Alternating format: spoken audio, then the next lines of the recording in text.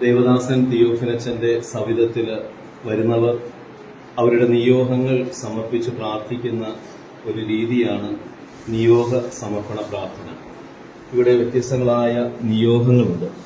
മനുഷ്യജീവിതത്തിൽ ഒരു വ്യക്തി അനുഭവിക്കുന്ന ഏത് പ്രതിസന്ധിയാണോ അത് അവനത് കണ്ടെത്തി തിരിച്ചറിഞ്ഞ് അതിന് ചേർന്ന ഒരു നിയോഗം എടുക്കും. ചിലർക്ക് ജീവിതത്തിൽ ദൈവം നൽകിയ അനുഗ്രഹങ്ങൾക്ക് നന്ദി പറയാനായിട്ടാണെങ്കിൽ നന്ദി പറഞ്ഞ് അത് നിയോഗം സമർപ്പിക്കുന്ന നിയോഗങ്ങളുണ്ട്. പൈശാചിക ബാധകൾ മാറാൻ, മദ്യപാനം മാറാൻ, ദുശീലങ്ങൾ മാറാൻ, കുടുംബജീവിതത്തിൽ സമാധാനവും ശാന്തിയും ലഭിക്കുവാൻ, ഇങ്ങനെ വ്യത്യസ്ത നിയോഗങ്ങൾ. അത് ആദ്യമായിട്ട് ഒരു വിശ്വാസി ഇവിടെ വരുമ്പോൾ ഇവിടെ വന്ന് ഒരു നിയോഗം എടുക്കും. സാമ്പത്തിക പുരോഗതി, അങ്ങനെ വ്യത്യസ്തങ്ങളായ നിയോഗങ്ങളുണ്ട്. അപ്പോൾ ആ ഒരു നിയോഗം എടുത്ത് ഇവിടെ വന്ന് ഇവിടെ ഈ കൗണ്ടറിൽ എത്തിച്ചേരുമ്പോൾ നമുക്ക് ആവശ്യമായ ഒരു തിരിയും എണ്ണയും ഇവിടെ നിന്ന് ലഭിക്കും. അപ്പോൾ ആ തിരിയും എണ്ണയും വാങ്ങി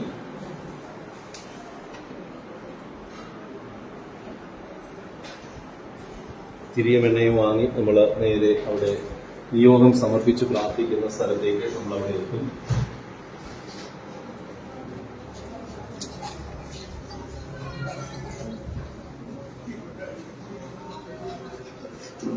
ഇവിടെ ഈ നിയോഗം സമർപ്പിച്ച് പ്രാർത്ഥിക്കുവാനായിട്ട് ചിരാതുകൾ ഇവിടെ ഒരുക്കി വെച്ചിട്ടുണ്ട്. അതിൽ നിന്ന് നമ്മളൊരു ചിരാത് എടുക്കുന്നു.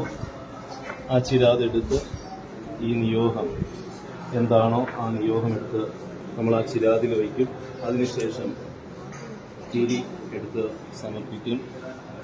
പിന്നെ നമ്മൾ വാങ്ങിച്ച എണ്ണ അത് ഈ ചിരാതിൽ ഒഴിക്കും.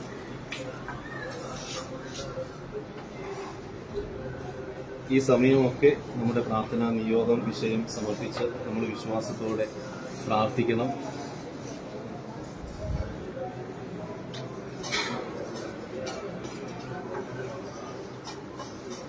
ഇവിടെ തന്നെ ഒരു നിലവിളക്കുണ്ട്, ക്രൂശിത രൂപമുള്ള ഒരു നിലവിളക്ക്.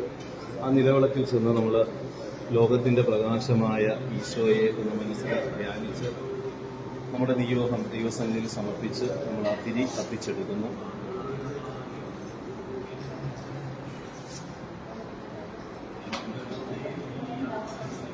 ഈ കത്തിച്ച തിരി ദൈവസന്നിധിയിൽ സമർപ്പിച്ച് ഉദ്ധിതനായ ഈശോയെയും അതുപോലെ നമുക്ക് വേണ്ടി പ്രാർത്ഥിക്കുന്ന മാധ്യസ്ഥം വഹിക്കുന്ന തിയോഫിനച്ചനെയൊക്കെ ഒന്ന് മനസ്സിൽ കണ്ട് നമ്മുടെ നിയോഗവുമായിട്ട് ഇത് സമർപ്പിക്കുന്ന സ്ഥലമാണ്. ഇവിടെ നിയോഗ പ്രാർത്ഥന എഴുതി വച്ചിട്ടുണ്ട്.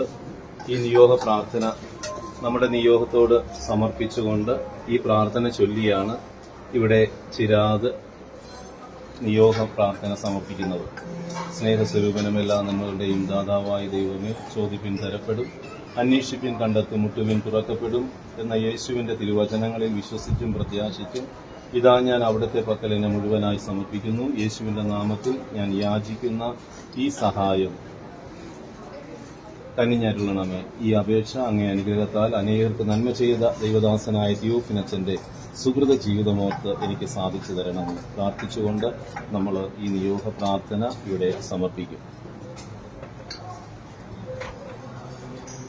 ഒത്തിരി പേര് വ്യത്യസ്ത നിയോഗങ്ങളുമായിട്ട് തിങ്കളാഴ്ചകളിലാണ് ഇത് കൂടുതൽ ഇവിടുത്തെ ശുശ്രൂഷകൾ നടക്കുന്നത്. അതുകൊണ്ട് തന്നെ തിങ്കളാഴ്ച ഒത്തിരി പേര് ഇവിടെ വന്ന് ഈ നിയോഗങ്ങൾ സമർപ്പിച്ച് പ്രാർത്ഥിക്കുന്നു. അതിനുശേഷം അവർ ദൈവദാസന്റെ കബറിടക്കം, അദ്ദേഹത്തിന്റെ ഭൗതിക ശരീരം അടക്കം ചെയ്തിരിക്കുന്ന ആ കബറിടത്തിൽ ചെന്ന് അവർ തൊട്ട് പ്രാർത്ഥിക്കുന്നു.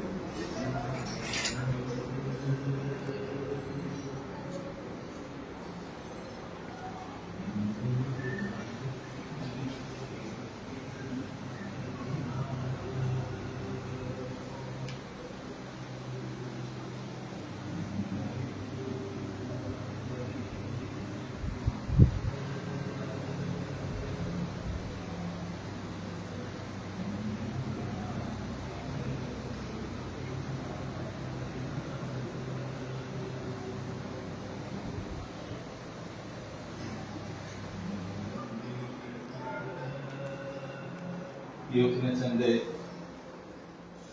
അദ്ദേഹം ജീവിച്ചിരുന്ന സമയത്ത് അദ്ദേഹം താമസിച്ച മുറിയാണ് തിയോഫിനച്ചന്റെ മുറിയാണ്. ഇതിന്റെ അകത്ത് കയറുമ്പോൾ തന്നെ വലിയൊരു സമാധാനവും വല്ലാത്തൊരു ശാന്തതയും നമുക്ക് ഉള്ളിൽ നിറയുന്ന ഒരു അനുഭവമാണ്. തിയോഫിനച്ചൻ ഇവിടെയാണ് തന്റെ അവസാന നാളുകൾ ഇവിടെ ജീവിച്ചത്. ഇവിടെയാണ് അച്ഛന്റെ അവസാന നാളുകളും അച്ഛന്റെ പ്രാർത്ഥനയും അച്ഛന്റെ ജീവിതവും. അതുകൊണ്ട് തന്നെ ഈ മുറി അതേ രീതിയിൽ ആ തനിമയിൽ തന്നെ നിലനിർത്തിയിട്ടുണ്ട്. ഇവിടെ കയറി വരുമ്പോൾ തന്നെ തിയോഫിനച്ചൻ പ്രാർത്ഥിച്ച ആ ക്രൂശിത രൂപത്തിന്റെ ഒരു ചിത്രമുണ്ട്.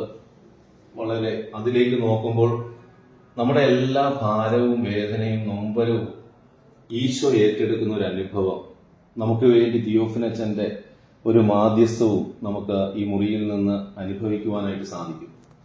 അത് കഴിഞ്ഞ് നമ്മൾ പുറത്തിറങ്ങുമ്പോൾ പരിശുദ്ധ അമ്മയുടെ നല്ല ഒരു തിരുസ്വരൂപം അവിടെ കാണാം. വിശ്വാസികൾ അവരുടെ നിയോഗങ്ങളും പ്രാർത്ഥനകളും ഒക്കെ കഴിഞ്ഞ് പരിശുദ്ധ അമ്മയുടെ സവിധത്തിൽ അവരുടെ വേദനകൾ പ്രാർത്ഥനകൾ സമർപ്പിക്കുന്നു.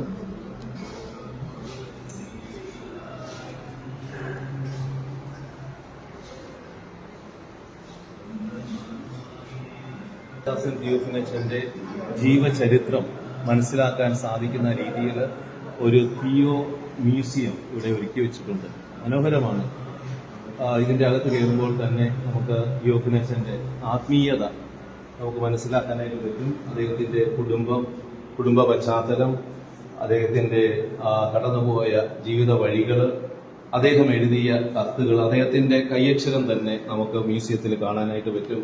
അദ്ദേഹം ദേവദാസന്റെ പ്രസംഗക്കുറിപ്പുകൾ, അതോടൊപ്പം തന്നെ അദ്ദേഹത്തിന്റെ പൗരോഹിത്യ ജീവിതവും അതുപോലെ ആ റിലീജിയസ് ലൈഫും ഒക്കെ എപ്രകാരമായിരുന്നു, സെമിനാരി കാലഘട്ടം, അതൊക്കെ നമുക്ക് നന്നായിട്ട് മനസ്സിലാക്കി ഇതിലൂടെ കടന്നു പോകാനായിട്ട് പറ്റും. ഈ മ്യൂസിയം ഒക്കെ മനോഹരമായിട്ട് ക്രമപ്പെടുത്തിയത് നമ്മുടെ അനു ഫ്രാൻസിസ് ആണ്. അനു ഫ്രാൻസിസ് ഈ മ്യൂസിയത്തിന്റെ ക്രമീകരണങ്ങളും അതുപോലെ തന്നെ ദേവദാസന്റെ ആ പുതിയ സ്റ്റോളും മറ്റുള്ളതൊക്കെ അനൂപാണ് അതിന്റെ ആ ഡിസൈൻ ചെയ്തിരിക്കുന്നത്. മനോഹരമാണ്. ഇവിടുത്തെ മറ്റൊരു പ്രത്യേകത, നമ്മളിവിടെ കടന്നു പോകുമ്പോൾ ഒത്തിരി നിലവിളക്കുകൾ കാണാം. ഇതെല്ലാം ഈ നിലവിളക്ക് മാത്രമല്ല, ഒത്തിരി നിലവിളക്കുകളുണ്ട്. ഇതിനേക്കാൾ കൂടുതൽ നിലവിളക്കുകളുണ്ട്. അതൊക്കെ ലഭിച്ച അനുഗ്രഹങ്ങൾക്ക് നന്ദി പറഞ്ഞുകൊണ്ട് വിശ്വാസികൾ ഇവിടെ കൊണ്ട് സമർപ്പിച്ചതാണ്. ഇത് തന്നെ നമ്മൾ കാണുമ്പോൾ അറിയാം എത്രമാത്രം അത്ഭുതങ്ങൾ ദൈവദാസന്റെ നാമത്തിൽ ഇവിടെ നടന്നിട്ടുണ്ടെന്ന്. നമ്മളിത് കടന്നു വരുമ്പോൾ ഇവിടെ തിയോഫിനച്ചന്റെ ജീവിച്ച ആ മുറി ഇവിടെ ഈ മ്യൂസിയത്തിൽ ഒരു ചെറിയ രീതിയിൽ ക്രമീകരിച്ചു വെച്ചിട്ടുണ്ട്. അച്ഛൻ പ്രസംഗം, മിഷൻ ധ്യാനമൊക്കെ നടത്തുമ്പോൾ അച്ഛൻ ഉപയോഗിച്ച ആ തലയോട്ടിയും അതുപോലെ തന്നെ അച്ഛൻ ഉപയോഗിച്ച ടൈപ്പ് റൈറ്ററും അച്ഛന്റെ അവസാന സമയത്തെ ആ ഒരു അന്ത്യനിമിഷത്തിൽ ഉണ്ടായിരുന്ന ഒരു ചിത്രീകരണവും ഇവിടെ ക്രമീകരിച്ചിട്ടുണ്ട്. അതോടൊപ്പം തന്നെ ഈ മ്യൂസിയത്തിന്റെ മറ്റൊരു പ്രത്യേകത എന്ന് പറയുന്നത് തിയോഫിനച്ചൻ കിടന്ന അച്ഛന്റെ കട്ടില് നമുക്ക് കാണാനായിട്ട് പറ്റും. ഈ കട്ടിലാണ് അച്ഛൻ അവസാനം വരെ അച്ഛൻ ഉപയോഗിച്ചിരുന്നത്. ആ കട്ടിൽ ഇപ്പോഴും ഈ സംരക്ഷിച്ച് ഈ മ്യൂസിയത്തിലുണ്ട്. ഇവിടെ വന്ന് തൊട്ടൊക്കെ പ്രാർത്ഥിക്കാനായിട്ടൊക്കെ പറ്റും.